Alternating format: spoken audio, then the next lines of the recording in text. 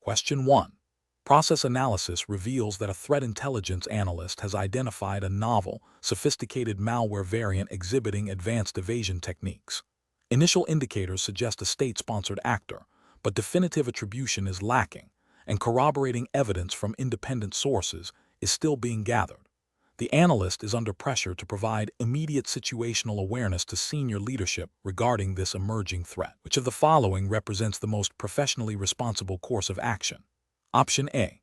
Immediately disseminate a high-confidence alert to all relevant stakeholders, emphasizing the perceived severity of the threat and the likely state-sponsored origin, to ensure maximum preparedness. Option B. Withhold all information until definitive attribution and full corroboration from multiple independent sources are achieved, to avoid any potential for miscommunication or premature action. Option C. Disseminate a preliminary intelligence report to senior leadership, clearly stating the current confidence level, the limitations of the available data, and the ongoing efforts to validate and attribute the threat, while recommending immediate defensive posture adjustments based on the observed capabilities. Option D. Rely solely on the initial assessment of the malware's sophistication and the perceived threat actor profile to issue an urgent warning, prioritizing speed over the completeness of the intelligence.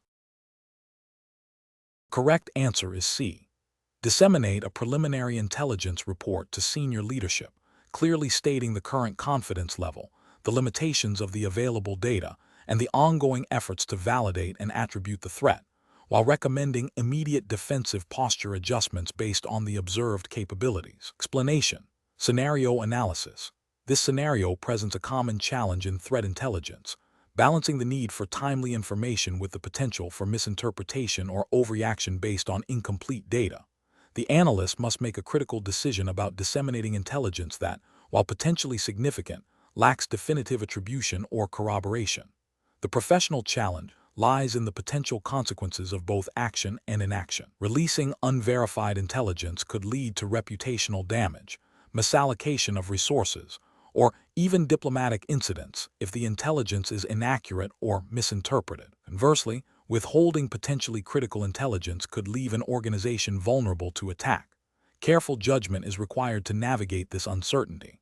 Correct approach analysis. The correct approach emphasizes a structured, evidence-based decision-making process aligned with established threat intelligence best practices. This involves rigorous validation, contextualization, and risk assessment before dissemination. By seeking corroboration from multiple sources, assessing the reliability of the indicators, and considering the potential impact of the threat, the analyst ensures that the intelligence is as accurate and actionable as possible. This approach minimizes the risk of false positives and ensures that any disseminated intelligence is credible and supports informed decision-making by stakeholders. This aligns with the ethical imperative to provide accurate and reliable information and the professional responsibility to avoid causing undue alarm or misdirection. Incorrect approach is analysis. Disseminating intelligence solely based on the novelty or perceived severity of the threat without adequate validation represents a failure to adhere to professional standards of accuracy and due diligence. This approach risks spreading misinformation, leading to wasted resources and a loss of credibility for the intelligence function. It also fails to consider the potential for unintended consequences, such as escalating tensions or triggering inappropriate responses. Acting solely on the recommendation of a single, unverified source, even if that source has a history of providing good intelligence, is also professionally unsound. Intelligence is a team sport, and relying on a single point of failure undermines the robustness of the analysis. This approach neglects the critical step of independent verification and contextualization, which are essential for building confidence in the intelligence product. Prioritizing speed of dissemination over accuracy and completeness, while sometimes tempting in a fast-paced environment, is a significant ethical and professional failing. The core value of threat intelligence lies in its reliability. Releasing information that is not thoroughly vetted, even with a disclaimer, can be more damaging than delaying its release. This approach prioritizes a reactive posture over a proactive, informed one, potentially leading to strategic missteps. Professional reasoning. Professionals should employ a structured decision-making framework that includes 1. Information gathering and initial assessment.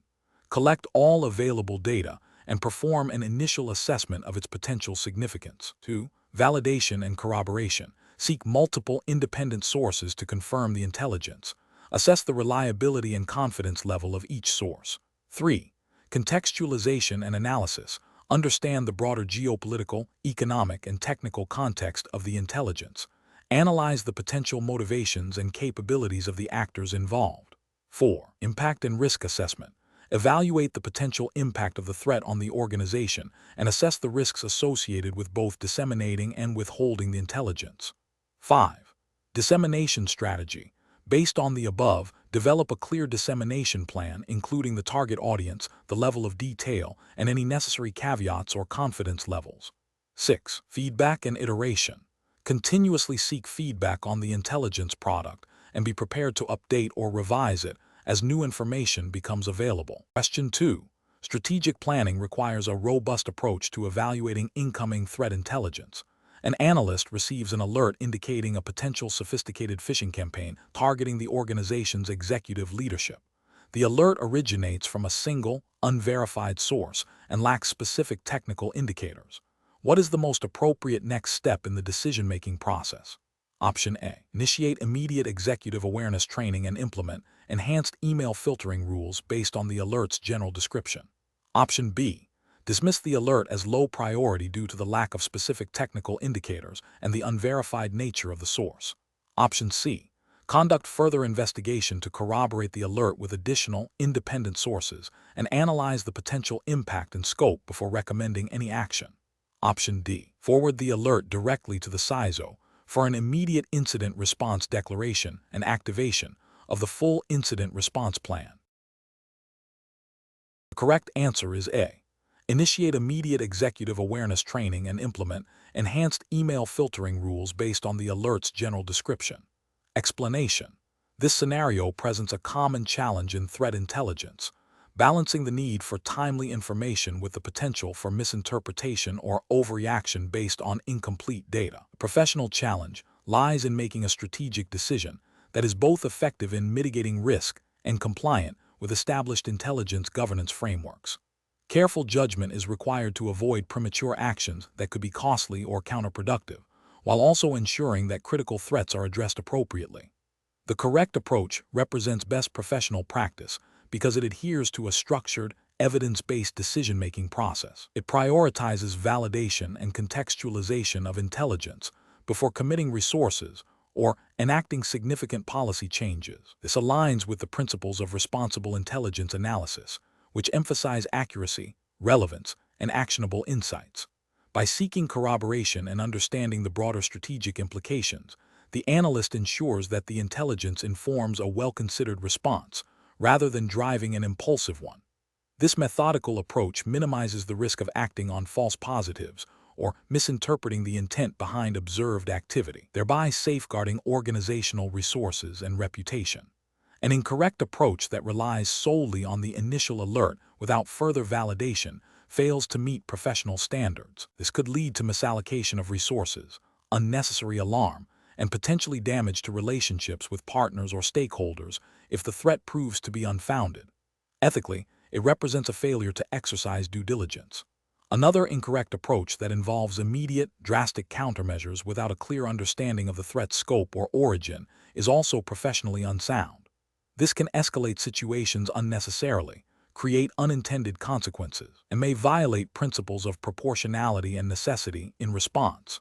It also risks revealing defensive postures prematurely. Professionals should employ a decision-making framework that involves continuous assessment, verification, and contextualization of intelligence. This framework should include steps for 1. Initial alert triage and assessment. 2. Independent verification and corroboration from multiple sources. 3. Analysis of the intelligence within the broader threat landscape and organizational context. 4. Evaluation of potential impacts and response options. And 5. Formulation of a recommendation based on validated, actionable intelligence. This iterative process ensures that decisions are informed, proportionate, and strategically aligned. Question 3. The audit findings indicate a newly identified vulnerability within a widely used third-party software component that the organization utilizes. While the technical severity of the vulnerability is rated as high, there is no immediate evidence of active exploitation against the organization's systems. What is the most appropriate next step to effectively manage this potential threat? Option A. Focus solely on the technical severity rating and prioritize remediation efforts for this vulnerability above all other security initiatives. Option B. Immediately deploy a patch or workaround for the vulnerability across all affected systems, regardless of the current observed threat activity. Option C. Initiate a comprehensive impact assessment to understand the potential business, operational, and reputational consequences of this vulnerability being exploited within the organization's specific environment. Option D. Classify the vulnerability as low priority and monitor for any signs of active exploitation before allocating resources for remediation. Correct answer is C.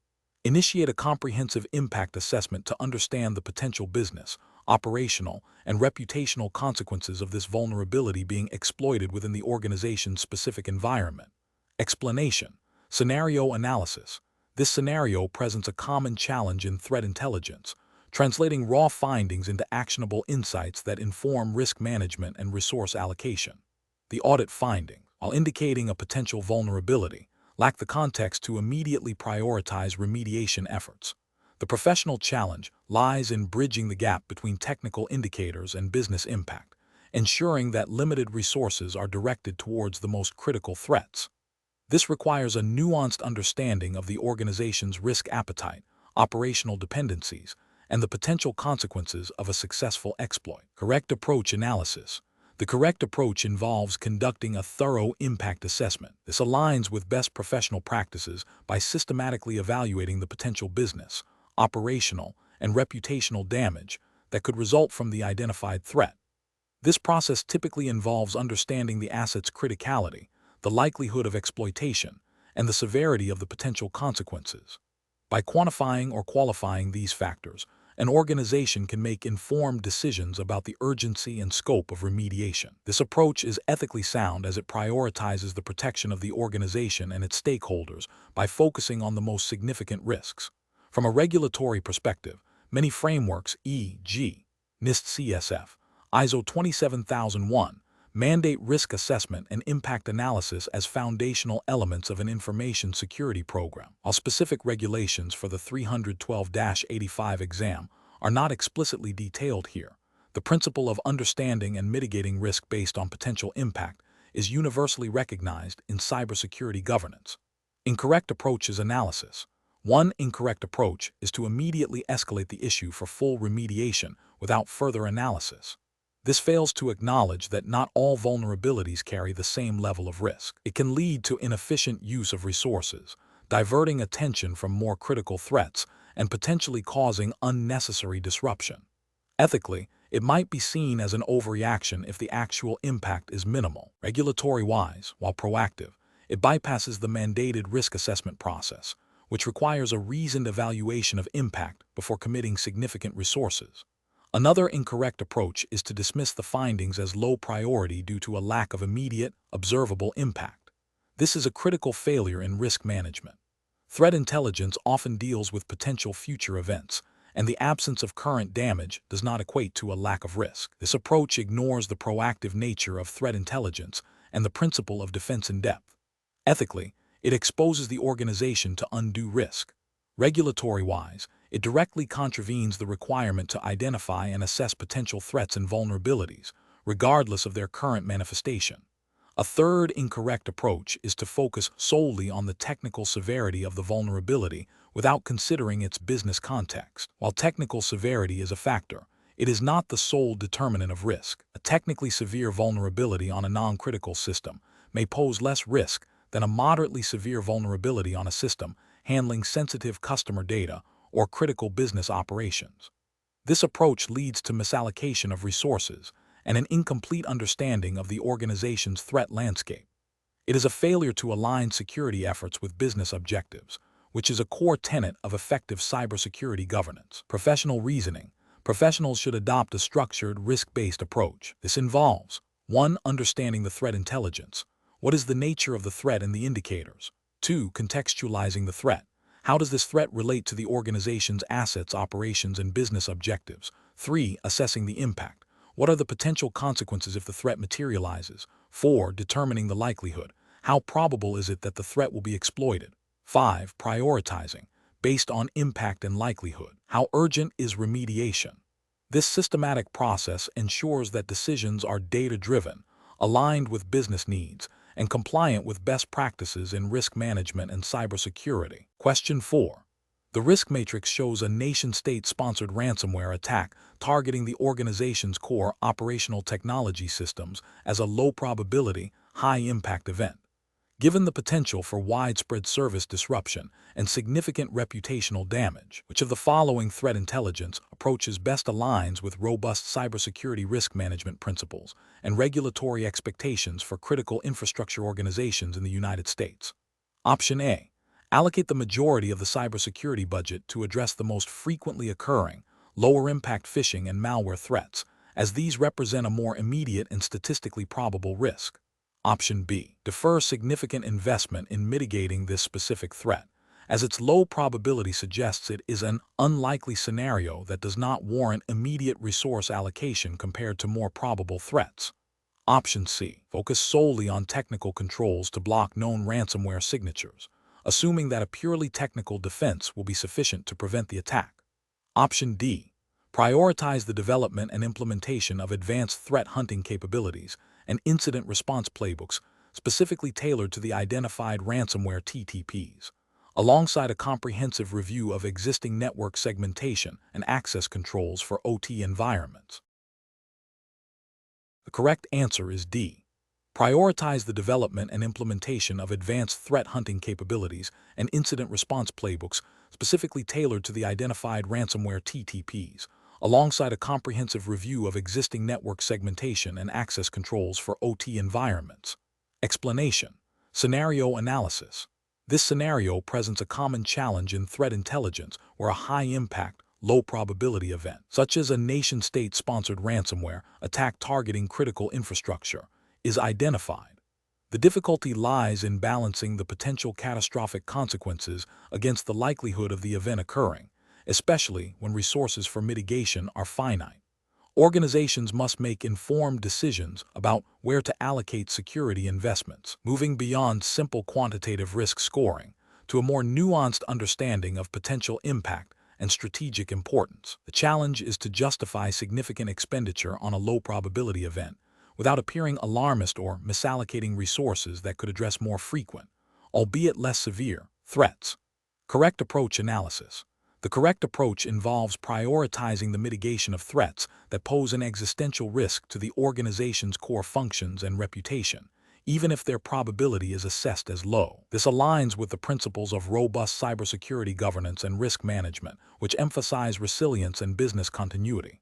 Specifically, in the context of U.S. regulations like those from NIST e.g., NIST SB 800-30, Guide for Conducting Risk Assessments, and potentially sector-specific guidance, e.g., from CISA for critical infrastructure. The focus is on understanding and managing the potential impact on national security, economic stability, or public safety. A threat intelligence analyst's role is to provide the context that elevates the perceived impact beyond a simple financial loss, highlighting the systemic risks.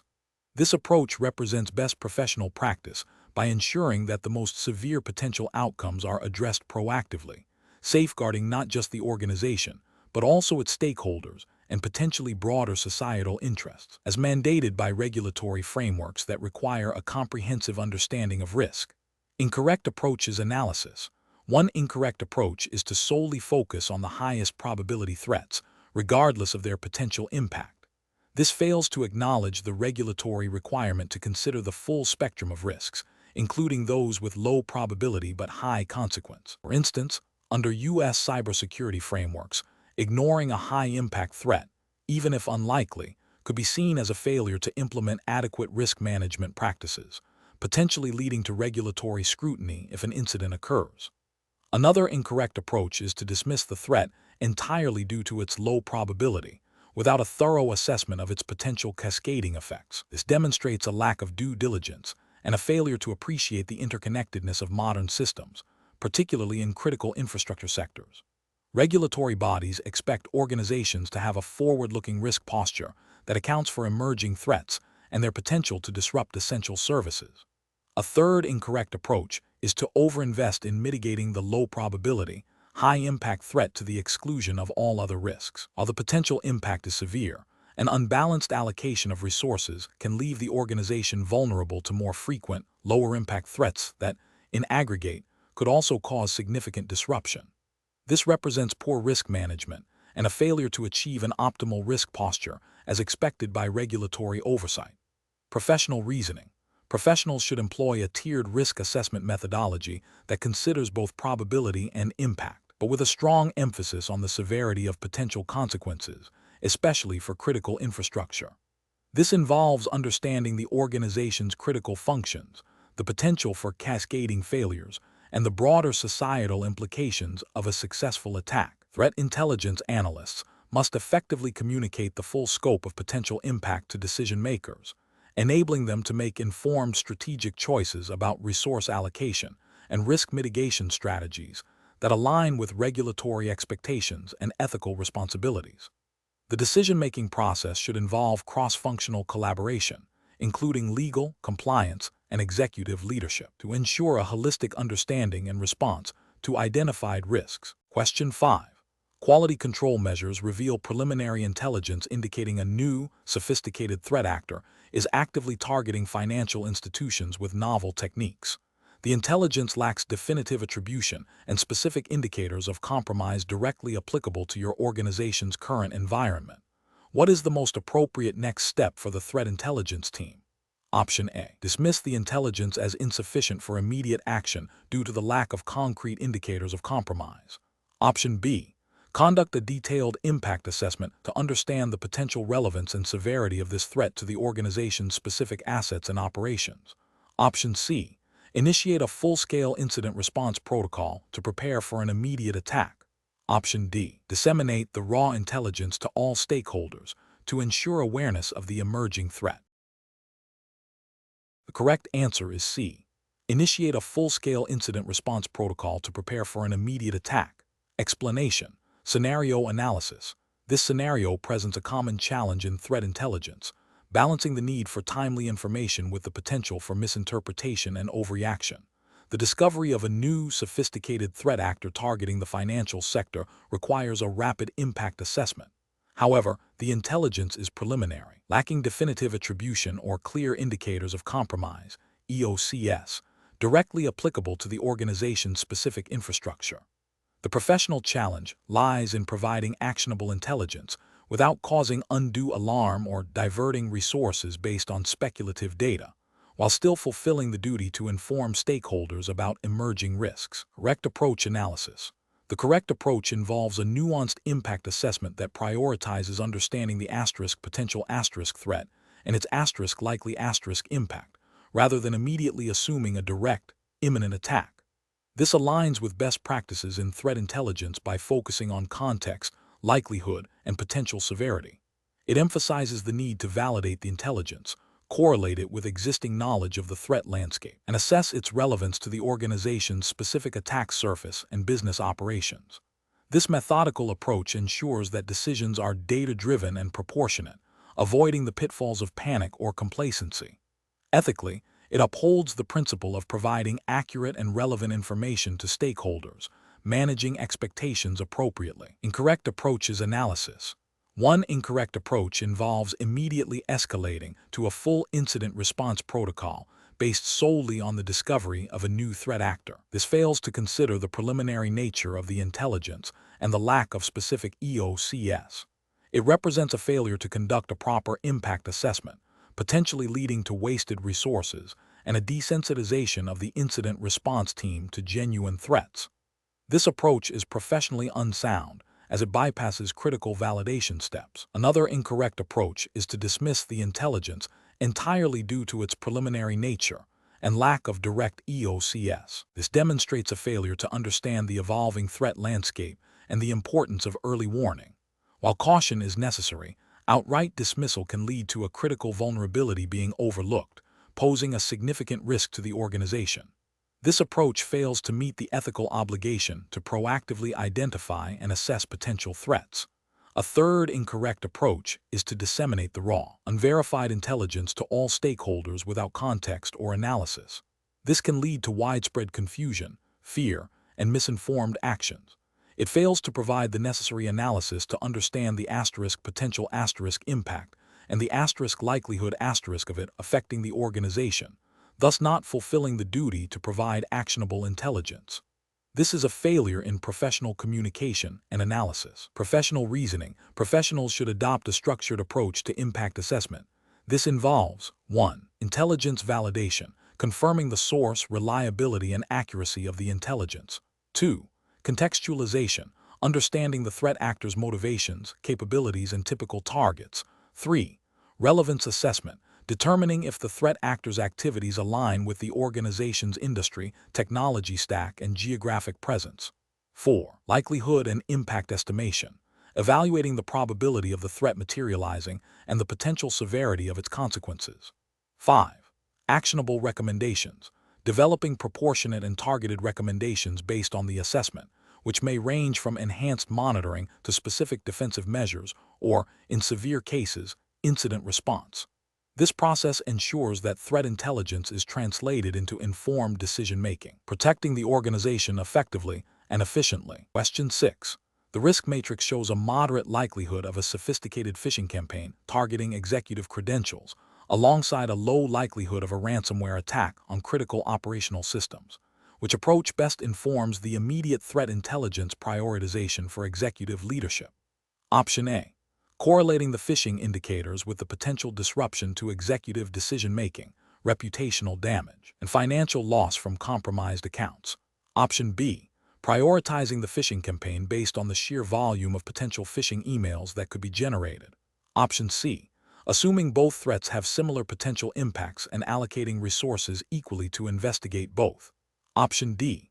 Focusing on the ransomware threat due to its inherently high technical severity, regardless of its lower likelihood. The correct answer is A. Correlating the phishing indicators with the potential disruption to executive decision-making, reputational damage, and financial loss from compromised accounts. Explanation. Scenario analysis. This scenario presents a common challenge in threat intelligence, translating raw technical indicators into actionable business impact. The difficulty lies in moving beyond simply identifying a threat to understanding its potential consequences for the organization's specific objectives, assets, and operational continuity. The organization must consider not only the likelihood of a threat event, but also the severity of its impact, which can be financial, reputational, operational, or legal. This requires a nuanced understanding of the business context, which is often not immediately apparent from technical threat data alone. The professional challenge is to bridge the gap between technical analysis and strategic decision-making, ensuring that intelligence efforts directly support risk management and business resilience. Correct approach analysis. The correct approach involves correlating the identified threat indicators with specific business assets and processes to determine potential impacts. This aligns with best practices in threat intelligence and risk management, which emphasize understanding the so what of a threat. By mapping threat capabilities to organizational vulnerabilities and critical functions, analysts can quantify or qualify the potential damage. This allows for prioritization of mitigation efforts based on the actual risk to the business, rather than solely on the technical sophistication of the threat. This approach is ethically sound, as it ensures resources are allocated effectively to protect the organization and its stakeholders. From a regulatory perspective, demonstrating a clear understanding of potential impacts is crucial for compliance with frameworks that mandate risk assessment and due diligence, such as those requiring organizations to protect sensitive data and maintain operational resilience. Incorrect approaches analysis. Focusing solely on the technical severity of the threat indicators without considering their relevance to the organization's specific environment is a significant failure. This approach ignores the business context and can lead to misallocation of resources, addressing threats that have minimal actual impact while neglecting those that pose a greater risk. Ethically, this is a failure of due diligence, as it does not adequately protect the organization's interests. Regulatory-wise, it demonstrates a lack of understanding of the organization's risk profile, which is often a requirement for compliance. Prioritizing threats based on the volume of indicators alone, without assessing their potential impact, is another flawed approach. High volumes of low-impact indicators can create noise and distract from more critical, albeit less numerous, threats. This can lead to an inefficient use of intelligence resources and a failure to address significant risks. Ethically, this can be seen as a failure to provide accurate and relevant intelligence to decision makers. Regulatory compliance may be jeopardized if the organization cannot demonstrate a risk-based approach to security, treating all threats as having equal potential impact, regardless of their nature or the organization's specific vulnerabilities, is a gross oversimplification. This approach fails to recognize that different threats will have vastly different consequences depending on the target and the organization's defenses. It leads to a reactive rather than proactive security posture and can result in significant damage if a high-impact threat is not adequately prioritized. Ethically, this represents a failure to provide tailored and effective intelligence. Regulatory frameworks often require a nuanced understanding of risk, which this approach neglects. Professional reasoning.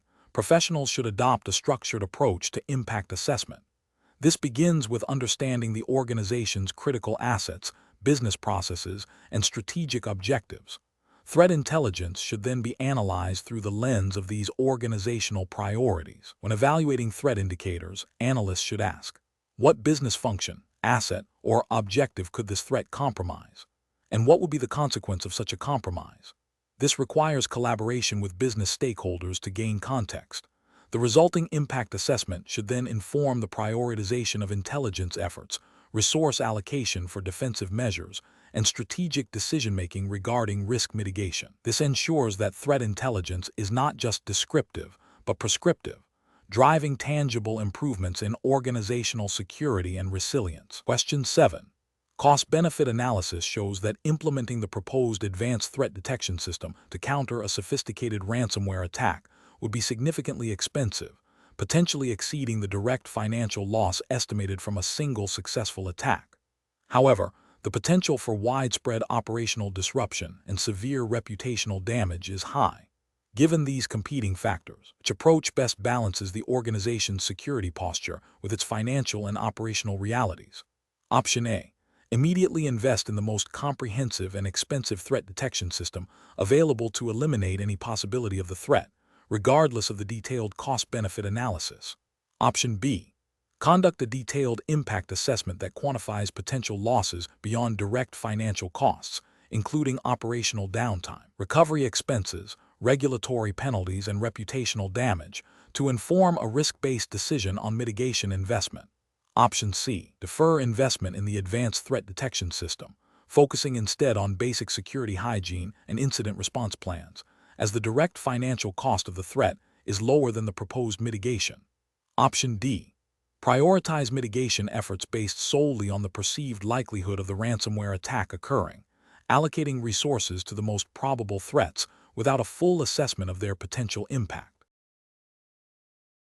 The correct answer is B. Conduct a detailed impact assessment that quantifies potential losses beyond direct financial costs, including operational downtime, recovery expenses, regulatory penalties, and reputational damage, to inform a risk-based decision on mitigation investment. Explanation. Scenario analysis. This scenario presents a common challenge in threat intelligence, balancing the potential impact of a threat with the cost of mitigation. The organization has identified a high-impact threat, but faces resource constraints.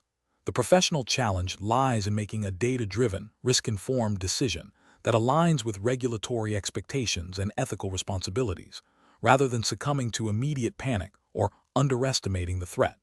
The need for a structured impact assessment is paramount to avoid misallocation of resources or exposure to unacceptable risk. Correct approach analysis. The correct approach involves a comprehensive impact assessment that considers not only the direct financial losses, but also the broader consequences, such as reputational damage, regulatory fines, and operational disruption. This aligns with the principles of risk management and due diligence expected under various regulatory frameworks that mandate organizations to protect sensitive data and maintain operational resilience. A thorough assessment allows for prioritization of threats based on their potential severity and likelihood, enabling the organization to allocate resources effectively to the most critical risks. This proactive, evidence-based approach demonstrates a commitment to security and compliance. Incorrect approaches analysis. One incorrect approach would be to dismiss the threat due to the high cost of mitigation, without a thorough assessment of potential losses. This fails to meet the due diligence requirements mandated by regulations like the NIST cybersecurity framework, which, while U.S.-centric, informs best practices globally and is relevant to the CTIA certification scope that require organizations to identify and manage cyber risks. Ethically, it represents a failure to protect stakeholders and could lead to significant harm if the threat materializes. Another incorrect approach would be to implement a costly mitigation strategy without a clear understanding of the actual impact. This is an inefficient use of resources and may not address the most critical risks. It could also be seen as a failure of fiduciary responsibility, as resources are not being deployed in the most effective manner to protect the organization and its stakeholders. From a regulatory perspective, while proactive measures are good, unchecked spending without a clear risk-based justification can be problematic. A third incorrect approach would be to rely solely on the perceived likelihood of the threat without quantifying its potential impact. While likelihood is a factor, impact is equally, if not more, important in risk assessment. Regulations often require a holistic view of risk, encompassing both probability and consequence. Ignoring the potential severity of the impact can lead to underestimation of the overall risk and inadequate protective measures, potentially violating compliance obligations related to data protection and business continuity. Professional reasoning. Professionals should adopt a structured risk management framework. This involves 1. Threat identification and analysis. 2. Impact assessment, considering financial, operational, reputational, and legal/regulatory consequences. 3. Likelihood assessment. 4. Risk calculation, impact X likelihood. 5. Prioritization of risks based on their calculated severity. 6. Development and implementation of appropriate mitigation strategies, justified by the risk assessment. 7. Continuous monitoring and review. This process ensures that decisions are data-driven, aligned with business objectives, and compliant with relevant regulations and ethical standards. Question 8. Risk assessment procedures indicate a newly identified advanced persistent threat, APT group, is exhibiting sophisticated techniques targeting financial institutions. The intelligence details their methods of lateral movement within networks and their ability to exfiltrate large volumes of sensitive customer data.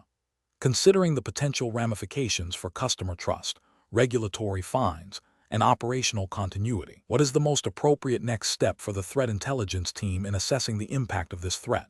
Option A. Focus on the geopolitical motivations of the APT group, as understanding their origins can help predict future attack patterns. Option B. Detail the specific malware families and exploit kits used by the APT group and provide a technical analysis of their evasion techniques. Option C. Compile a comprehensive list of all known vulnerabilities within the organization's network infrastructure that the APT group could potentially exploit. Option D. Quantify the potential financial losses and operational disruptions that could result from successful data exfiltration and system compromise, and map these impacts to the organization's critical business functions and regulatory obligations. The correct answer is D. Quantify the potential financial losses and operational disruptions that could result from successful data exfiltration and system compromise, and map these impacts to the organization's critical business functions and regulatory obligations. Explanation. This scenario presents a professional challenge because it requires the analyst to move beyond simply identifying threats to understanding their potential impact on an organization's critical functions and assets. The difficulty lies in translating technical threat intelligence into actionable business risk, which necessitates a nuanced understanding of the organization's operational context and its regulatory obligation. The analyst must consider not only the likelihood of a threat, but also the potential severity of its consequences, which can range from financial loss and reputational damage to operational disruption and legal penalties. The correct approach involves a systematic evaluation of the identified threat's potential impact across various business domains. This includes assessing the potential disruption to critical business processes, the compromise of sensitive data, and the financial implications of an incident. Crucially, this approach aligns with the principles of effective risk management and regulatory compliance, which mandate that organizations understand and mitigate risks to their operations and data. By focusing on the potential impact, The analyst provides intelligence that directly informs decision-making regarding resource allocation for security controls and incident response planning, thereby fulfilling the organization's duty of care and adherence to relevant frameworks. An incorrect approach would be to solely focus on the technical indicators of the threat, without considering its potential business consequences. This might involve detailing the malware's capabilities or the attacker's tactics, techniques, and procedures, TTP, without quantifying or qualifying the potential damage to the organization. This failure represents a significant gap in fulfilling the mandate of threat intelligence, which is to provide actionable insights that reduce risk. Ethically and regulatorily, this oversight can lead to underestimation of risks, inadequate investment in security, and ultimately, a failure to protect the organization and its stakeholders, potentially violating data protection regulations or industry-specific compliance requirements that mandate a risk-based approach to security. Another incorrect approach would be to overemphasize the most sensational or technically complex aspects of the threat, leading to an inflated perception of risk without a clear understanding of its actual relevance to the organization's specific assets and operations. This can result in misallocation of resources towards addressing low-probability, low-impact threats while neglecting more significant, albeit less technically exciting, risks. This deviates from best professional practice by providing biased or disproportionate intelligence, hindering effective risk management, and potentially leading to non-compliance with regulatory expectations for proportionate risk mitigation. Professionals should adopt a structured decision-making process that begins with understanding the organization's critical assets and business functions. When presented with threat intelligence, the next step is to map the threat's capabilities and potential attack vectors against these critical elements. The impact assessment should then quantify or qualify the potential consequences of a successful exploitation, considering financial, operational, reputational, and legal dimensions. This informed assessment allows for prioritization of threats based on their potential to cause harm, guiding the development of effective mitigation strategies, and ensuring compliance with regulatory obligations to manage risks appropriately. Question 9. Market research demonstrates that organizations are increasingly targeted by sophisticated cyber threats. A threat intelligence analyst identifies a single, highly unusual network connection originating from a country not typically associated with the organization's business operations. This connection exhibits characteristics that could be indicative of reconnaissance activity, but no other corroborating indicators are immediately apparent. What is the most professional and responsible course of action for the analyst? Option A. Dismiss the finding as a potential anomaly or misconfiguration, as there is insufficient evidence to confirm malicious intent. Option B. Share the raw connection data with a broad network of external security researchers for immediate analysis and feedback. Option C. Conduct further investigation to gather additional indicators of compromise and correlate the activity with known threat actor TTPs before reporting. Option D. Immediately escalate the finding to senior management and the incident response team, recommending a full network lockdown. The correct answer is D. Immediately escalate the finding to senior management and the incident response team, recommending a full network lockdown. Explanation. Scenario analysis. This scenario presents a professional challenge due to the inherent tension between proactive threat intelligence gathering and the potential for misinterpretation or misuse of sensitive information. The analyst must navigate the complexities of identifying and assessing emerging threats without causing undue alarm or violating privacy principles. The need for timely and actionable intelligence must be balanced against the ethical imperative to handle information responsibly and avoid speculative conclusions that could have significant reputational or operational consequences for the organization. Correct approach analysis. The correct approach involves a systematic and evidence-based methodology for threat intelligence. This includes correlating multiple indicators of compromise IOC and tactics, techniques, and procedures, TTP, from diverse, reputable sources.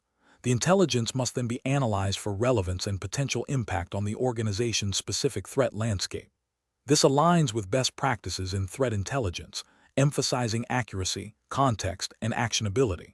From a regulatory perspective, this approach minimizes the risk of disseminating unsubstantiated claims, which could lead to regulatory scrutiny or legal challenges if acted upon improperly. It also supports the organization's duty of care in managing its digital assets and protecting stakeholder interests. Incorrect approaches analysis. One incorrect approach involves immediately escalating a single, uncorroborated indicator of compromise to senior leadership. This is professionally unacceptable because it bypasses critical validation steps, potentially leading to a false alarm. Ethically, it demonstrates a lack of due diligence and could erode trust in the threat intelligence function. Regulatory failure could arise if this premature alert leads to unnecessary and costly defensive measures or public disclosures based on incomplete data. Another incorrect approach is to dismiss a pattern of suspicious activity because it doesn't perfectly match known threat actor profiles. This is professionally unsound as it exhibits a narrow view of threat intelligence, failing to account for evolving TTPs or novel attack vectors. Ethically, it represents a failure to protect the organization by ignoring potential emerging threats. Regulatory implications could include a failure to meet compliance obligations related to proactive security monitoring and risk assessment. A third incorrect approach is to share raw, unverified threat data with external partners without proper context or anonymization. This is professionally risky, as it could inadvertently expose sensitive information or lead to misinterpretations by recipients. Ethically, it violates principles of data confidentiality and responsible information sharing. Regulatory concerns could include breaches of data protection laws or contractual obligations with data providers. Professional reasoning. Professionals should adopt a structured decision-making process that prioritizes verification, contextualization, and responsible dissemination. This involves 1. Establishing clear criteria for what constitutes actionable intelligence. 2. Employing a multi-source validation process. 3. Assessing the potential impact and likelihood of threats. And 4. Communicating findings clearly and concisely to relevant stakeholders, always with an emphasis on evidence and actionable insights. This framework ensures that threat intelligence efforts are both effective and ethically sound, minimizing risks and maximizing organizational security. Question 10. Assessment of the most appropriate method for disseminating threat intelligence regarding a sophisticated phishing campaign targeting a specific industry sector, considering the need to protect sensitive customer data and comply with data privacy regulations. Option A. Disseminate raw network logs and email headers that contain customer email addresses and internal system details, as these are critical for forensic analysis. Option B. Share the threat intelligence with a limited group of trusted partners, including the names of compromised individuals and specific internal vulnerabilities exploited, to foster rapid collaborative defense. Option C. Share anonymized indicators of compromise IOC and detailed analysis of the threat actor's tactics, techniques, and procedures, TTP, to enable defensive measures without revealing personally identifiable information. Option D. Provide a general warning about increased phishing activity in the sector without specific IOCs or TTPs, to avoid any potential data leakage. Correct answer is C. Share anonymized indicators of compromise IOC and detailed analysis of the threat actor's tactics, techniques, and procedures, TTP, to enable defensive measures without revealing personally identifiable information. Explanation. Scenario analysis. This scenario presents a common challenge in threat intelligence, balancing the need for timely information with the legal and ethical obligations to protect sensitive data and privacy. The analyst must discern the appropriate level of detail and attribution when sharing intelligence, especially when it involves potential indicators of compromise IOC that could be misused or lead to unintended consequences. The pressure to provide actionable intelligence quickly can conflict with the meticulous process of vetting and anonymizing data to comply with regulations and maintain trust. Correct approach analysis. The correct approach emphasizes the analyst's responsibility to sanitize and contextualize intelligence before dissemination. This involves removing personally identifiable information, PI, and other sensitive details that are not directly relevant to the threat itself, thereby adhering to privacy regulations and ethical guidelines. By focusing on the threat actor's tactics, techniques, and procedures, TTP, and providing actionable, anonymized IOCs, the analyst ensures the intelligence is useful for defensive measures without exposing individuals or organizations to undue risk or violating data protection laws. This aligns with the principles of responsible disclosure and ethical intelligence sharing, which are paramount in maintaining the integrity of the threat intelligence community. Incorrect approach is analysis. Disseminating raw, unvetted logs containing PII and specific organizational details is a significant regulatory and ethical failure. This approach violates data privacy laws by exposing sensitive information that is not necessary for understanding the threat. It also creates a substantial risk of misuse of this data by other parties, potentially leading to further breaches or targeted attacks. Ethically, it demonstrates a lack of due diligence and respect for privacy. Sharing intelligence that is overly broad and lacks specific, actionable IOCs fails to meet the core purpose of threat intelligence. While it might avoid privacy violations, it renders the intelligence ineffective for defensive actions, wasting resources and leaving organizations vulnerable. This approach, while not directly violating privacy laws, fails to uphold the professional obligation to provide valuable and actionable insights. Focusing solely on the technical IOCs without any context or analysis of the threat actor's motivations, or TTPs, also represents a deficiency. While IOCs are important, their true value lies in understanding the why and how behind the threat. Without this context, the intelligence is less effective in enabling proactive defense strategies and understanding the broader threat landscape. This can lead to a reactive rather than a proactive security posture. Professional reasoning. Professionals should adopt a structured decision-making process when handling and disseminating threat intelligence. This involves 1. Threat identification and scoping. Clearly define the threat and its potential impact. 2. Data collection and analysis. Gather relevant data, prioritizing accuracy and relevance. 3. Sanitization and anonymization. Rigorously remove PII and sensitive information not essential for understanding the threat. 4. Contextualization. Provide analysis of TTP's motivations and potential impact. 5. Actionability assessment.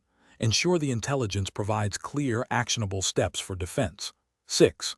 Dissemination planning. Determine the appropriate audience and format for sharing, considering all legal and ethical implications. 7. Feedback and iteration. Continuously refine processes based on feedback and evolving threat landscapes. Question 11.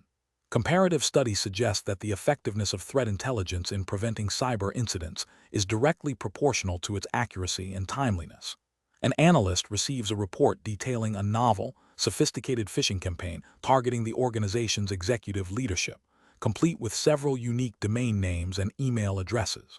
The source is a reputable but not infallible cybersecurity research firm. The analyst has a high degree of confidence in the source's general reporting, but has not independently verified the specific IOCs provided. The organization's incident response plan mandates immediate action upon credible threat notification. Which of the following represents the most professional and ethically sound approach to handling this intelligence? Option A. Immediately disseminate the raw indicators of compromise (IOC) to the Security Operations Center (SOC) and relevant IT teams for blocking and monitoring, while simultaneously initiating independent verification of the IOCs and campaign details. Option B. Share the unverified IOCs with a small group of trusted senior IT managers to gauge their initial reaction and potential impact before broader dissemination. Option C. Forward the raw IOCs to the CISO and legal counsel for review before any dissemination, prioritizing legal compliance over immediate operational response. Option D. Withhold all information until independent verification of every IOC and campaign detail is completed, which could take several days, to ensure absolute certainty. The correct answer is A. Immediately disseminate the raw indicators of compromise (IOC) to the Security Operations Center (SOC) and relevant IT teams for blocking and monitoring, while simultaneously initiating independent verification of the IOCs and campaign details. Explanation. Scenario analysis. This scenario presents a professional challenge due to the inherent tension between the need for rapid threat intelligence dissemination to protect an organization and the legal and ethical obligations to ensure the accuracy and responsible disclosure of that intelligence. The analyst must balance the urgency of potential harm with the requirement for verified information, especially when dealing with sensitive data that could impact national security or critical infrastructure. The potential for misinterpretation or premature disclosure carries significant risks, including reputational damage, legal repercussions, and the possibility of alerting adversaries to defensive measures. Correct approach analysis. The correct approach involves a multifaceted verification process that prioritizes accuracy and context before dissemination. This aligns with best professional practices in threat intelligence, emphasizing the importance of actionable intelligence information that is not only timely but also accurate, relevant, and complete enough to support decision-making. From a regulatory and ethical standpoint, this approach upholds principles of due diligence and responsible disclosure. It minimizes the risk of spreading misinformation, which could lead to misguided defensive actions or unnecessary panic. Furthermore, adhering to established intelligence validation protocols, often implicitly or explicitly guided by frameworks like those that might inform U.S. federal agencies, though not explicitly stated for this exam. The principles of accuracy and verification are universal in intelligence work, ensures that intelligence products are reliable and defensible. Incorrect approach is analysis. One incorrect approach would be to immediately disseminate raw, unverified indicators of compromise IOC, based solely on a single, albeit concerning source. This fails to meet the professional standard of intelligence validation. Ethically, it risks causing undue alarm or misdirecting resources based on potentially false positives. Legally, depending on the context and the nature of the IOCs, disseminating unverified information could have unintended consequences, such as impacting market confidence or triggering unnecessary security alerts that could be exploited. Another incorrect approach would be to withhold all intelligence until absolute certainty is achieved, even if it means delaying dissemination beyond the point of actionable value. This fails to acknowledge the dynamic nature of cyber threats and the need for timely warnings. While accuracy is paramount, an overly cautious approach can be as detrimental as an overly hasty one, leaving the organization vulnerable to attack. This can be seen as a failure in professional duty to protect the organization's assets and operational continuity. A third incorrect approach would be to selectively share intelligence with only a select few internal stakeholders without a clear dissemination plan or risk assessment. This lacks transparency and can lead to inconsistent understanding and response across the organization. It also fails to leverage the collective intelligence and decision-making capabilities of relevant departments, potentially hindering a coordinated and effective defense. This can also create compliance risks if certain stakeholders are not privy to information they are legally or ethically required to know. Professional reasoning. Professionals should employ a structured intelligence lifecycle approach. This begins with requirements gathering, followed by collection, processing, analysis, and dissemination. Crucially, within the analysis phase, there must be rigorous validation and corroboration of findings. When disseminating, a risk-based approach should be adopted, considering the potential impact of both dissemination and non-dissemination. Clear communication channels and defined roles for intelligence review and approval are essential. Professionals should always ask, is this intelligence accurate? Is it relevant? Is it actionable? What are the risks of disseminating this information now versus later? What are the risks of not disseminating it? Question 12. Compliance review shows that the threat intelligence team has been collecting and analyzing network telemetry data to identify indicators of compromise IOC and threat actor tactics, techniques, and procedures, TTP. The team is considering sharing aggregated IOCs and TTPs with partner organizations to enhance collective defense. However, concerns have been raised about the potential for this data, if not handled correctly, to inadvertently reveal sensitive information about the originating network or its users. Which approach best balances the need for actionable threat intelligence with the imperative to protect privacy and comply with relevant regulations? Option A. Rely solely on publicly available threat intelligence feeds without internal validation or contextualization to avoid any potential privacy issues. Option B. Share raw network traffic logs with partner organizations, ensuring that any personally identifiable information, PI, is redacted before dissemination. Option C. Aggregate and anonymize threat data, focusing on IOCs and TTPs that are contextually relevant to threat actor behavior, without revealing specific originating network details or user identities. Option D. Exclude all data that could potentially be linked to any individual or organization, even if anonymized or aggregated, to err on the side of caution. The correct answer is B. Share raw network traffic logs with partner organizations, ensuring that any personally identifiable information, PI, is redacted before dissemination. Explanation. Scenario analysis. This scenario presents a common challenge in threat intelligence analysis, balancing the need for timely, actionable intelligence with the strict requirements of data privacy regulations. The analyst must discern how to leverage potentially sensitive information for defensive purposes without violating legal mandates.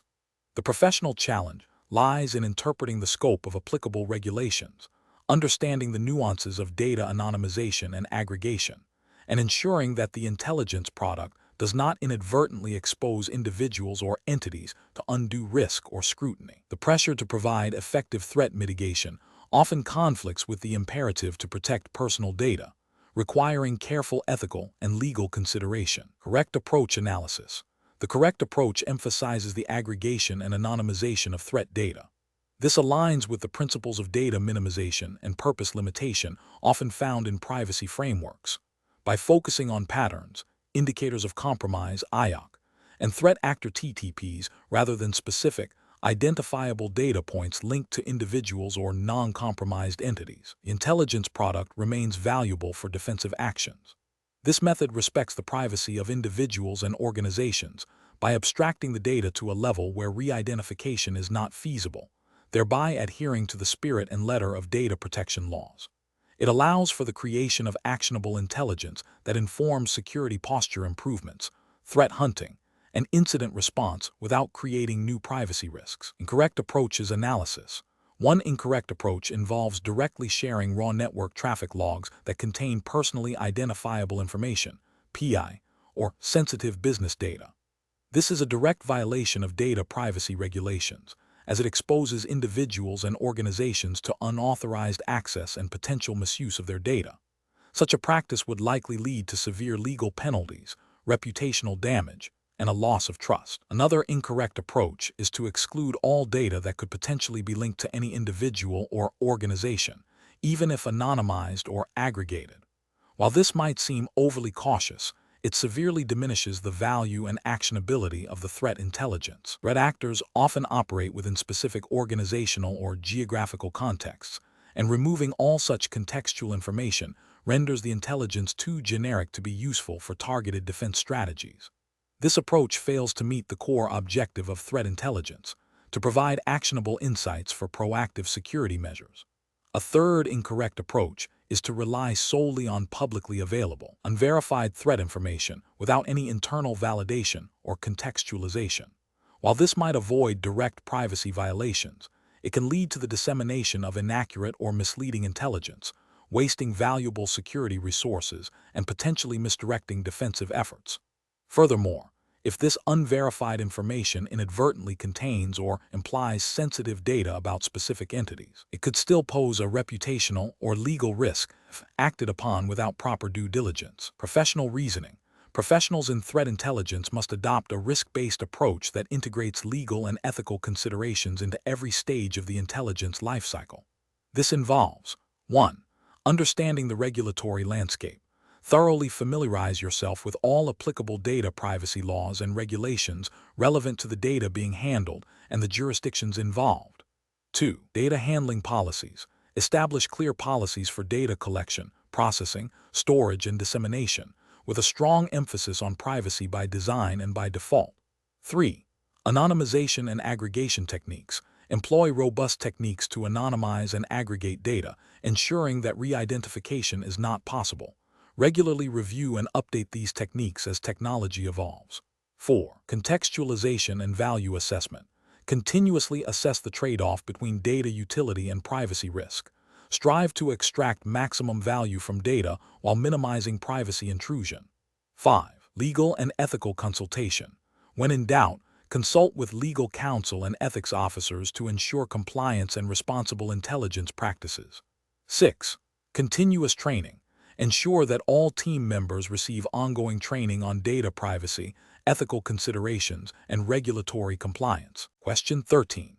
To address the challenge of receiving potentially critical threat intelligence from an unverified, informal online source, which of the following represents the most responsible and legally compliant course of action for a certified threat intelligence analyst operating within a regulated environment? Option A. Immediately disseminate the intelligence to relevant internal stakeholders and partners after a cursory review for immediate threats, prioritizing speed of response. Option B.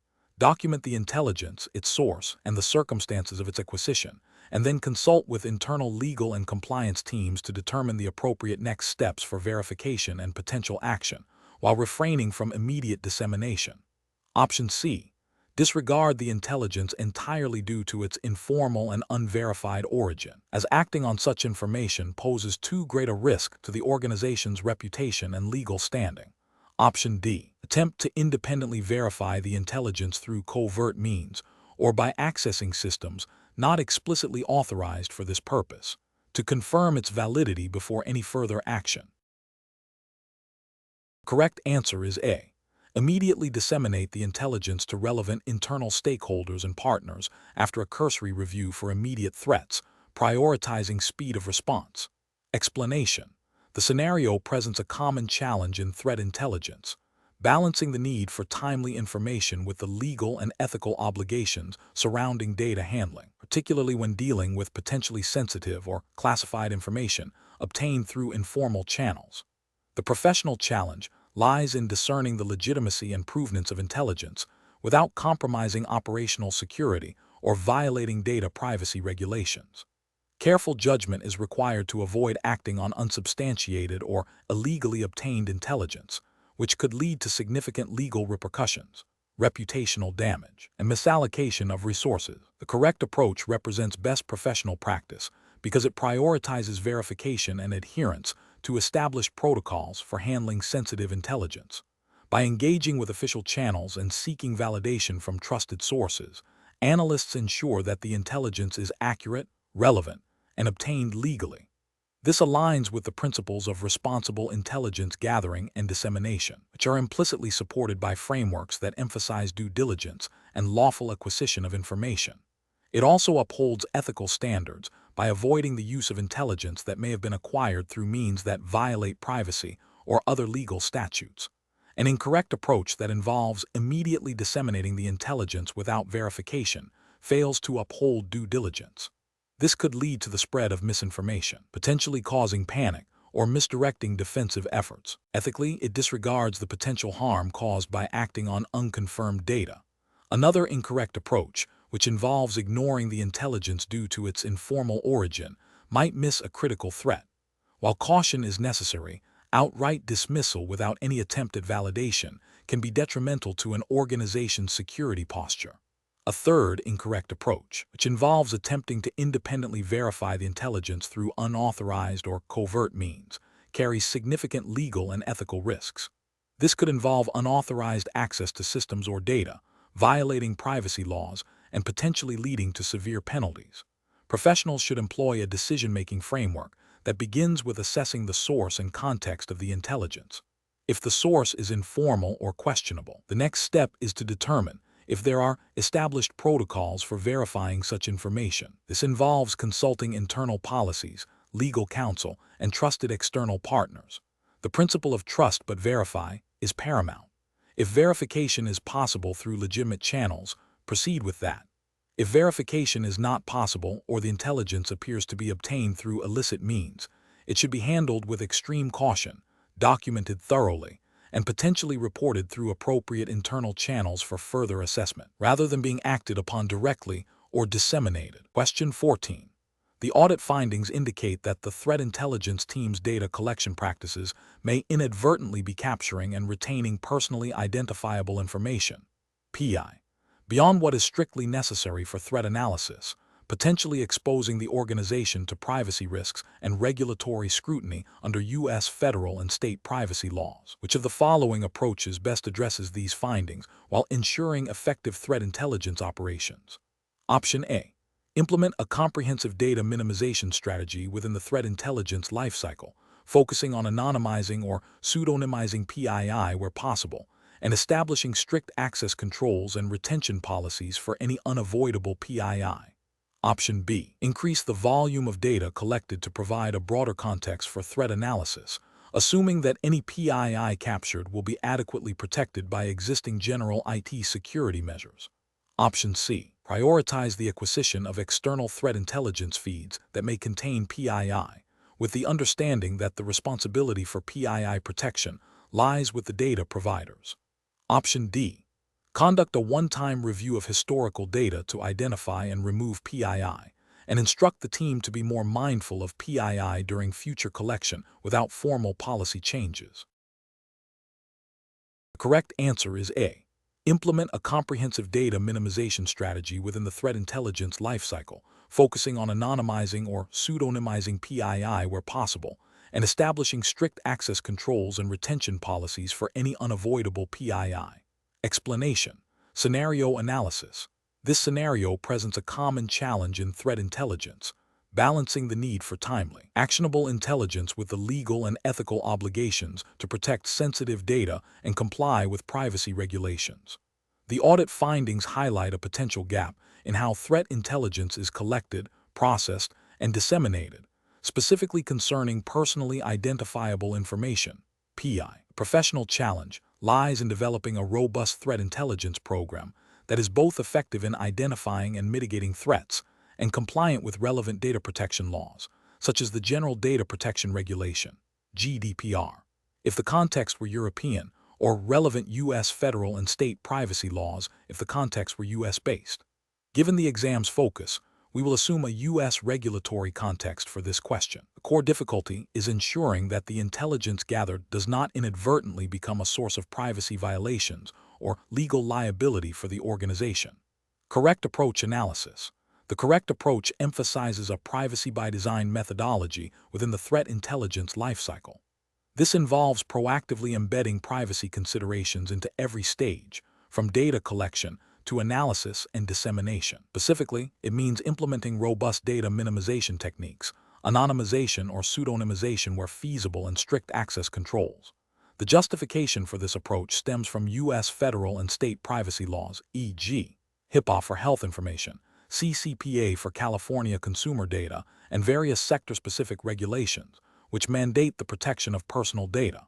By prioritizing privacy, the organization adheres to its legal obligations, builds trust with stakeholders, and avoids significant financial penalties and reputational damage associated with data breaches or privacy violations. This aligns with the ethical imperative to handle sensitive information responsibly. Incorrect approaches analysis. One incorrect approach involves a reactive stance, where privacy concerns are only addressed after a potential issue is identified or a breach occurs. This is a significant regulatory and ethical failure. U.S. privacy laws are often proactive, requiring organizations to implement safeguards before a problem arises. A reactive approach demonstrates a lack of due diligence and can lead to non-compliance with breach notification requirements, fines, and loss of customer trust. Another incorrect approach is to assume that all collected data is solely for threat intelligence purposes and therefore exempt from privacy considerations. This is a dangerous oversimplification. Even if data is collected for security purposes, if it contains PII, it falls under the purview of privacy regulations. The failure here is a misunderstanding of the scope of applicable laws and a disregard for the rights of individuals whose data is being processed. A third incorrect approach is to rely solely on technical controls without establishing clear policies and procedures for handling PII within the threat intelligence function. While technical measures are crucial, they are insufficient on their own. Without documented policies, training, and oversight, there's a high risk of human error or misuse of data, leading to privacy violations and regulatory noncompliance. This approach neglects the human element and the importance of a comprehensive governance framework. Professional reasoning. Professionals in threat intelligence must adopt a proactive and integrated approach to privacy. This involves understanding the specific U.S. federal and state privacy laws applicable to the organization's data. The decision-making process should begin with a thorough assessment of the types of data being collected and processed, identifying any PII. Subsequently, implement a tiered strategy. First, explore data minimization and anonymization techniques. If PII is essential for actionable intelligence, then robust pseudonymization, encryption, and strict access controls must be applied.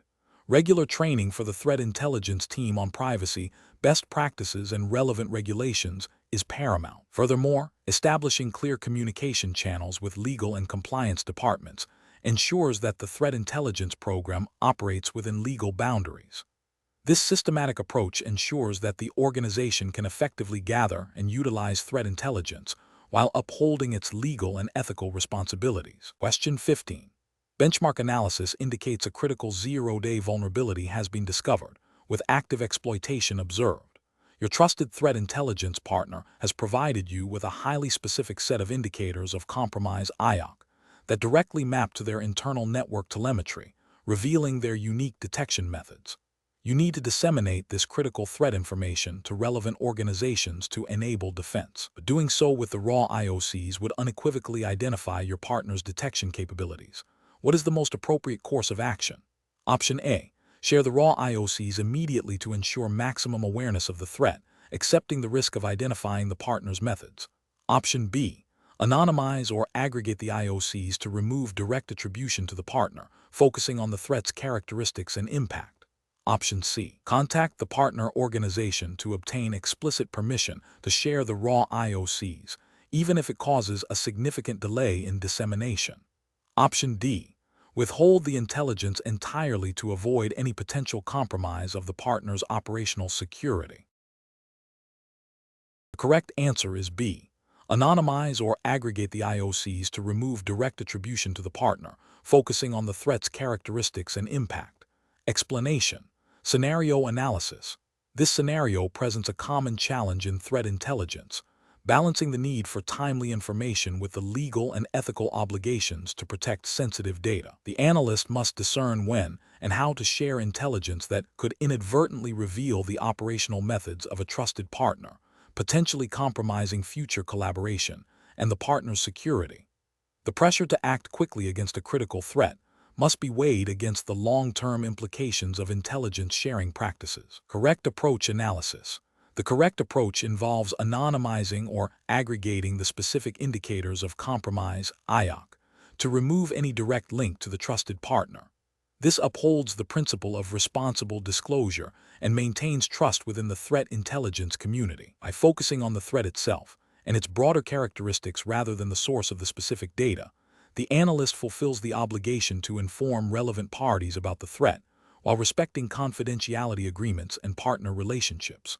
This aligns with ethical guidelines for threat intelligence sharing, which emphasize minimizing harm and maximizing benefit through secure and responsible practices. Incorrect approaches analysis. Sharing the raw IOCs without any modification would be a significant regulatory and ethical failure. It directly violates the implicit or explicit trust placed in the analyst by the partner organization, potentially leading to legal repercussions if confidentiality agreements are breached. Furthermore, it could expose the partner's defensive posture and operational capabilities, making them vulnerable to further attacks. Attempting to contact the partner organization for explicit permission before sharing any intelligence, while seemingly cautious, is impractical and potentially dangerous in a time-sensitive threat scenario. This delay could allow the threat to propagate further, causing greater harm. It also places an undue burden on the partner and may not be feasible given their own operational constraints. Withholding the intelligence entirely due to concerns about attribution would be a failure to protect the broader ecosystem. While protecting the partner is important, the primary ethical imperative in threat intelligence is to prevent harm to as many entities as possible. Failing to share actionable intelligence about a critical threat, even with the intent of protecting a source, can lead to widespread compromise. Professional reasoning. Professionals in threat intelligence must develop a framework for decision-making that prioritizes risk assessment and mitigation. This involves understanding the potential impact of sharing intelligence versus not sharing it. Key considerations include the severity of the threat, the potential harm to victims, the nature of the intelligence, e.g., raw IOCs vs. aggregated trends, the existing trust and agreements with intelligence partners, and the legal and ethical implications of each action. A robust process would involve consulting internal policies on information sharing, understanding the specific legal jurisdictions governing data privacy and intelligence exchange, and where possible, seeking guidance from legal or compliance teams. The goal is to achieve the most beneficial outcome for collective security, while upholding professional integrity and legal obligations. Question 16. Process analysis reveals that a threat intelligence analyst has identified a series of network indicators that suggest a sophisticated, state-sponsored intrusion targeting critical infrastructure. The indicators are derived from a combination of open-source intelligence and a single, unverified tip from an anonymous source. While the indicators are concerning, they have not yet been fully correlated or validated against internal telemetry. The analyst is under pressure from senior management to provide immediate actionable intelligence. What is the most appropriate course of action for the analyst? Option A. Conduct further correlation of the indicators with internal network logs and threat intelligence feeds, and attempt to independently verify the anonymous tip before escalating to incident response. Option B. Immediately disseminate the raw indicators and the anonymous tip to the incident response team and relevant external partners, emphasizing the potential severity of the threat. Option C. Dismiss the indicators as unreliable due to the unverified nature of the anonymous tip and the lack of internal telemetry correlation. Option D. Share the indicators with a select group of trusted external partners for their independent analysis, without informing internal incident response teams. The correct answer is B. Immediately disseminate the raw indicators and the anonymous tip to the incident response team and relevant external partners, emphasizing the potential severity of the threat. Explanation. Scenario analysis.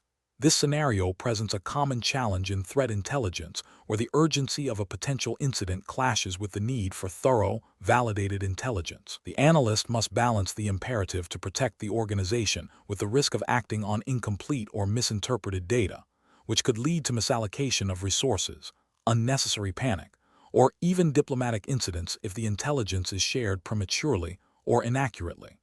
The pressure to provide actionable intelligence quickly, coupled with the inherent uncertainty in threat data, demands a structured and ethical approach. Correct approach analysis.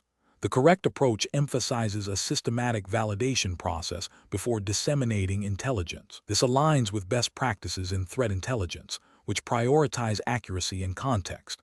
By cross-referencing multiple sources, assessing the credibility of indicators, and understanding the potential impact of the threat, the analyst ensures that the intelligence provided is reliable and actionable.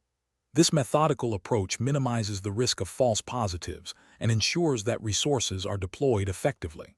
Ethically, it upholds the principle of responsible disclosure and avoids causing undue alarm or reputational damage based on unverified information. This aligns with the principles of professional conduct expected of a certified threat intelligence analyst, focusing on delivering trustworthy insights. Incorrect approaches analysis.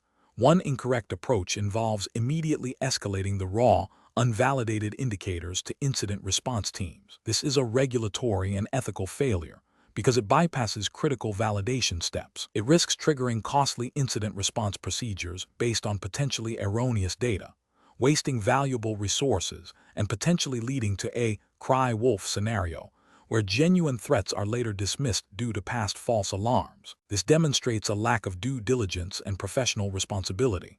Another incorrect approach is to dismiss the indicators outright due to a single conflicting, but uncorroborated source. This is a failure to conduct a comprehensive analysis. Threat actors often employ deception, and a single counterindicator may be part of a larger disinformation campaign. Ignoring potentially significant threats based on insufficient investigation is a dereliction of duty and could leave the organization vulnerable. It also fails to consider the possibility that the initial indicators might be more credible than the single conflicting source. A third incorrect approach is to share the raw, unvalidated indicators with external partners without proper context or caveats. This can lead to misinterpretation, reputational damage for the organization if the intelligence proves false, and could even compromise ongoing investigations or intelligence gathering efforts. It violates principles of responsible information sharing and could have legal or diplomatic ramifications depending on the nature of the intelligence and the partners involved. Professional reasoning. Professionals should adopt a tiered approach to threat intelligence validation. First, assess the source credibility and indicator reliability. Second, seek corroboration from multiple independent sources. Third, analyze the context and potential impact of the threat. Fourth, consider the adversary's capabilities and intent. Finally, disseminate intelligence with appropriate confidence levels and actionable recommendations, ensuring that the intelligence is timely, accurate, and relevant to the organization's risk posture. This structured decision-making process ensures that intelligence is both effective and ethically sound. Question 17. Consider a scenario where a threat intelligence analyst receives initial, unverified indicators suggesting a sophisticated, targeted attack against a critical infrastructure sector. The indicators are fragmented and lack definitive attribution, but their nature raises significant concern about potential disruption. The analyst must decide how to proceed with disseminating this information internally and potentially externally. Which of the following approaches best represents professional best practice in this situation? Option A. Immediately disseminate a high-confidence alert to all relevant internal teams and external partners, advising them to enact immediate, broad defensive measures. Option B. Share the raw, unanalyzed indicators with all known threat intelligence sharing groups and partners without any contextualization or confidence assessment. Option C. Withhold all information until absolute, irrefutable proof of the attack is obtained, even if this means waiting for the attack to occur or for significant damage to be inflicted. Option D. Conduct further analysis, correlate with other intelligence sources, and develop a phased dissemination plan, starting with a low-confidence alert to key internal stakeholders for situational awareness, before escalating as confidence grows. Correct answer is A. Immediately disseminate a high-confidence alert to all relevant internal teams and external partners, advising them to enact immediate, broad defensive measures. Explanation. Scenario analysis. This scenario presents a common challenge in threat intelligence, balancing the need for timely information dissemination with the potential for misinterpretation or premature action based on incomplete data. The analyst must navigate the inherent uncertainty of intelligence, understanding that initial indicators may evolve or prove to be false positives. The professional challenge lies in communicating risk effectively without causing undue alarm or compromising operational security. The pressure to provide actionable intelligence quickly can conflict with the rigorous validation process required for high-confidence assessments. Correct approach analysis. The correct approach emphasizes a phased dissemination strategy, starting with a low-confidence preliminary alert to relevant internal teams. This allows for early awareness and preparation without broad, potentially disruptive, public disclosure. The subsequent steps involve continuous monitoring, correlation with other intelligence sources, and a structured validation process. This aligns with best practices in threat intelligence, which advocate for a graduated response based on the evolving confidence level of the intelligence. This approach respects the principles of responsible disclosure and avoids premature public statements that could be inaccurate or lead to a misallocation of resources. It also allows for a more informed and confident final assessment before wider dissemination or public notification, if necessary. Incorrect approach is analysis. One incorrect approach involves immediately escalating to a high-confidence public alert based solely on the initial, uncorroborated indicators. This represents a significant regulatory and ethical failure. It risks disseminating false information, potentially causing panic, damaging the reputation of the organization or its partners, and triggering unnecessary defensive measures. Such an action could violate guidelines related to accurate reporting and responsible disclosure of threats. Another incorrect approach is to withhold the information entirely until absolute certainty is achieved, even if the initial indicators suggest a credible and imminent threat. This failure to communicate potential risks, even with a low confidence level, can be professionally negligent.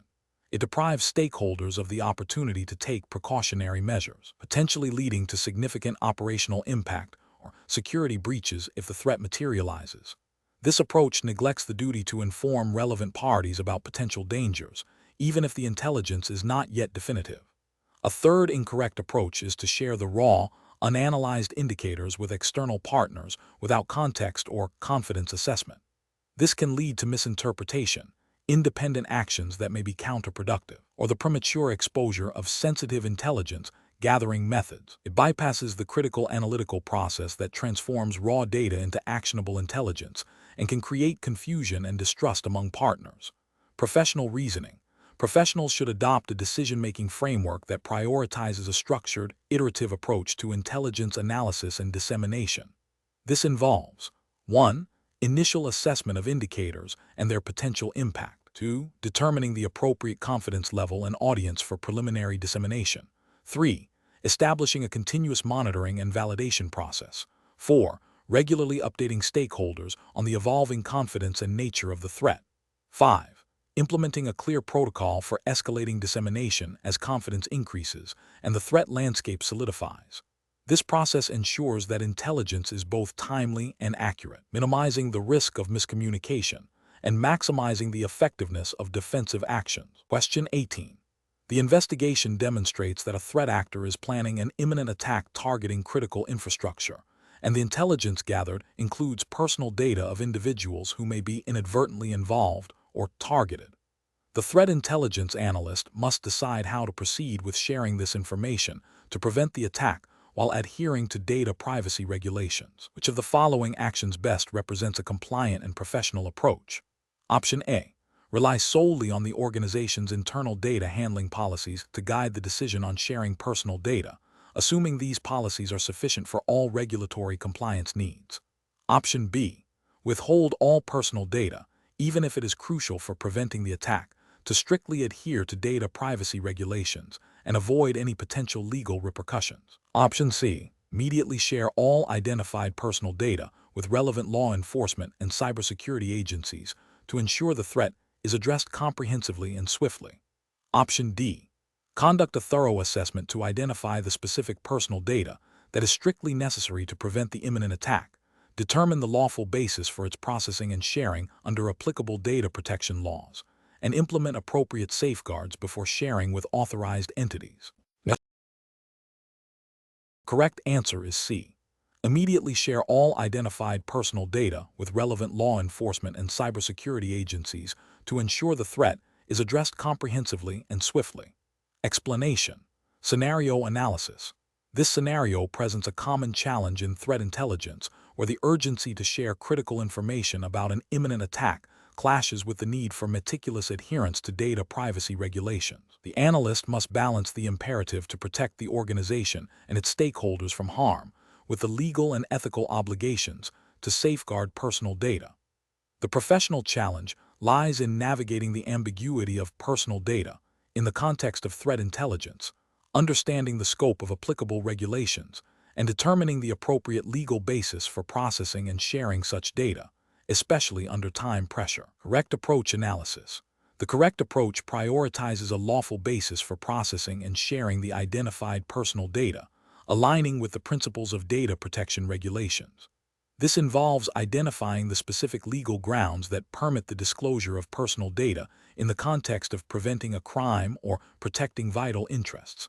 It also necessitates implementing appropriate safeguards, such as data minimization and anonymization where feasible, to ensure that the sharing is proportionate to the threat. This approach represents best professional practice because it upholds legal compliance, builds trust with data subjects and regulatory bodies, and demonstrates a mature understanding of risk management that integrates security imperatives with data protection responsibilities. Incorrect approaches analysis. One incorrect approach involves immediately sharing all identified personal data without assessing its necessity or legal basis. This fails to comply with data protection principles, such as data minimization and purpose limitation, and could lead to regulatory penalties for unlawful processing and disclosure of personal data. It also risks damaging the organization's reputation and eroding trust. Another incorrect approach is to withhold all personal data, even if it is critical for preventing the attack, due to an overly cautious interpretation of data privacy laws.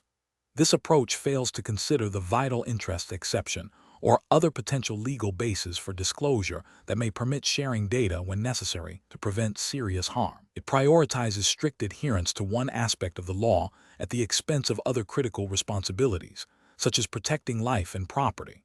A third incorrect approach is to rely solely on internal policies without verifying their alignment with current regulatory requirements. Internal policies may not be up to date or may not adequately address the nuances of specific data protection laws. This can lead to unintentional noncompliance and expose the organization to legal risks. Professional reasoning. Professionals should adopt a risk-based, legally informed decision-making process. This involves 1. Understanding the specific threat and the data required to mitigate it. 2. Identifying the personal data involved and its sensitivity, 3. Consulting relevant data protection regulations and legal counsel to determine the lawful basis for processing and sharing. 4. Implementing data minimization and security measures. 5. Documenting the decision-making process and the rationale for any data sharing. This structured approach ensures that actions are both effective in mitigating threats and compliant with legal and ethical obligations. Question 19.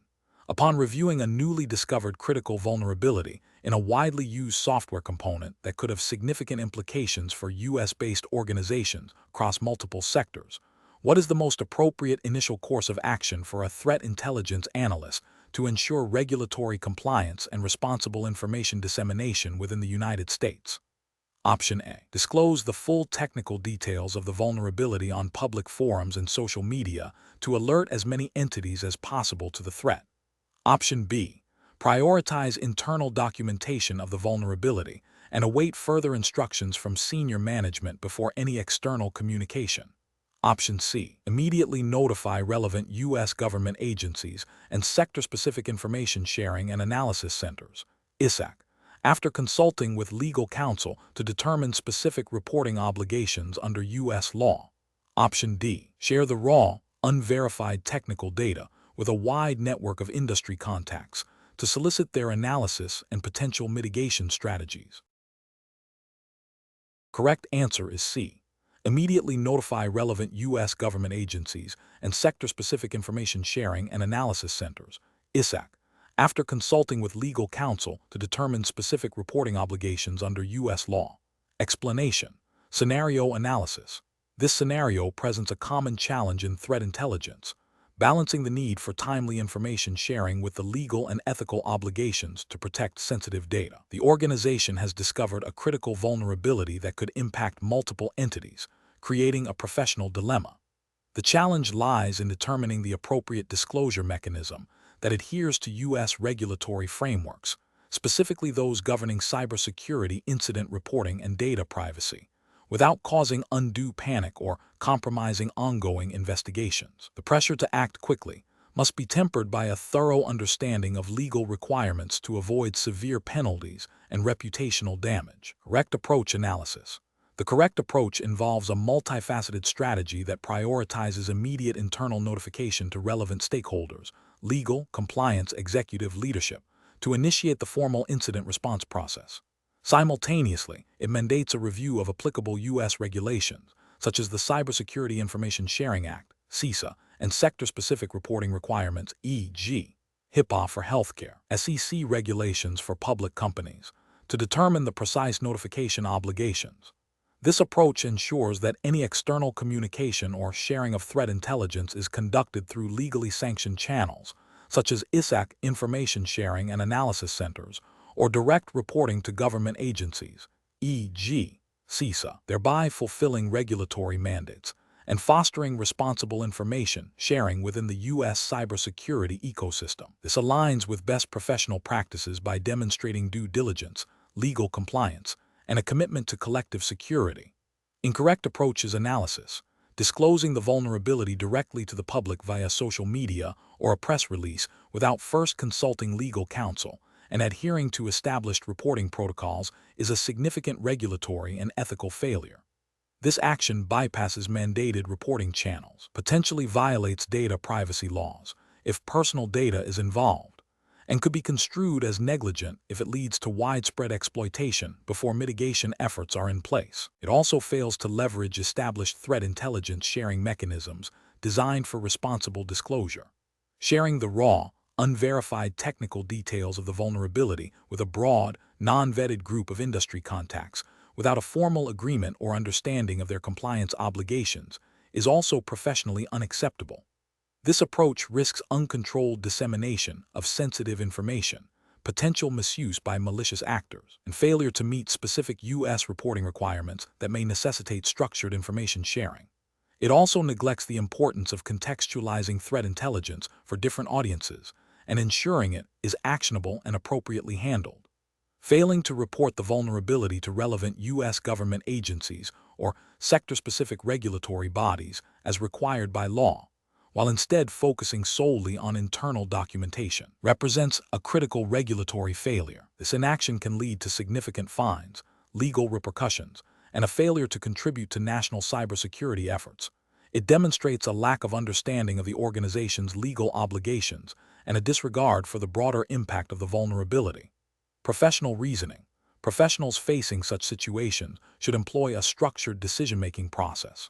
First, immediately activate the incident response plan and engage legal and compliance teams. Second, conduct a thorough assessment of the vulnerability impact and scope. Third, meticulously identify all applicable U.S. federal and state regulations governing incident reporting and data protection. Fourth, determine the appropriate reporting channels and information sharing mechanisms based on legal requirements and organizational policy. Fifth, craft communications that are accurate, timely, and compliant with all legal and ethical standards. Finally, document all actions taken and decisions made for audit and review purposes. Question 20. The performance metrics show a significant increase in sophisticated phishing attempts targeting customer data, with some intelligence suggesting the origin of these attacks may involve data acquired through methods that could be subject to specific U.S. data privacy regulations. The threat intelligence team is debating the best course of action for leveraging this information to improve defenses. Option A. Immediately share the intelligence with all relevant internal security teams and external partners to enable rapid deployment of countermeasures, assuming the urgency of the threat outweighs potential regulatory concerns. Option B. Disregard the intelligence entirely due to the potential legal complexities and privacy concerns, focusing instead on more readily verifiable threat indicators. Option C. Attempt to interpret the relevant U.S. data privacy regulations independently and proceed with defensive actions based on the team's understanding of the law. Option D. Consult with the organization's legal counsel to determine the legality and ethical implications of using the intelligence, and develop a defensive strategy that strictly adheres to all applicable U.S. data privacy laws and regulations before any action is taken. The correct answer is D.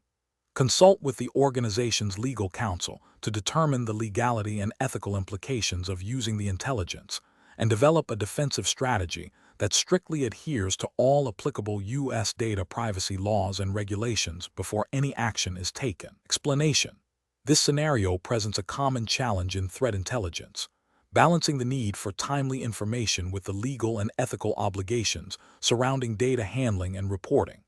The professional challenge lies in accurately interpreting and acting upon intelligence that may have been obtained through methods that could raise privacy or legal concerns if mishandled. Careful judgment is required to ensure that the intelligence is utilized effectively for defensive purposes, without violating applicable regulations or ethical standards. The correct approach represents best professional practice because it prioritizes adherence to the U.S. regulatory framework, specifically focusing on the legal and ethical implications of handling potentially sensitive information.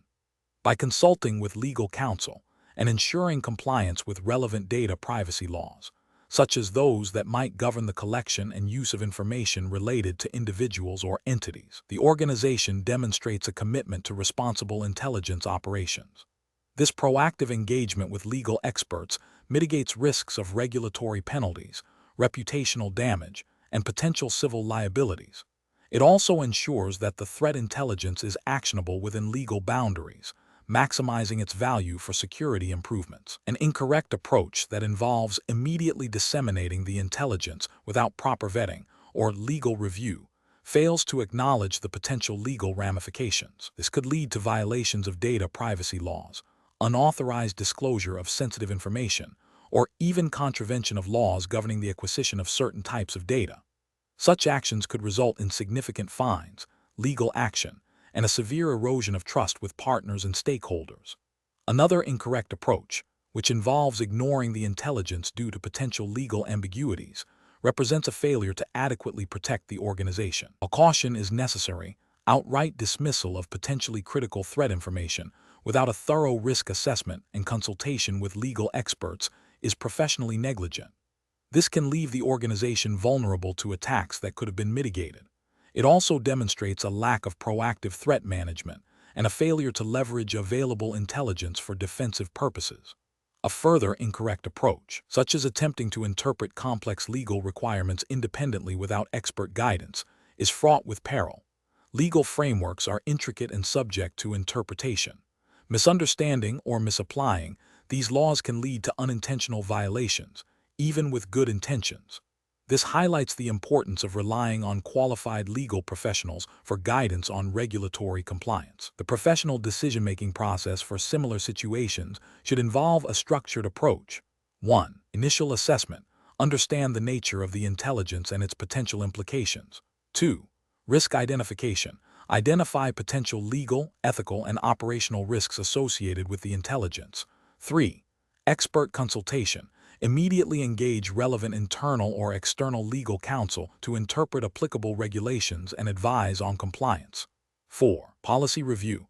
Cross-reference the intelligence handling with existing organizational policies and procedures. 5. Actionable intelligence development. Develop a plan to utilize the intelligence for defensive purposes that is compliant with all legal and ethical requirements. 6. Documentation. Maintain thorough records of the intelligence, the assessment process, legal consultations, and the actions taken.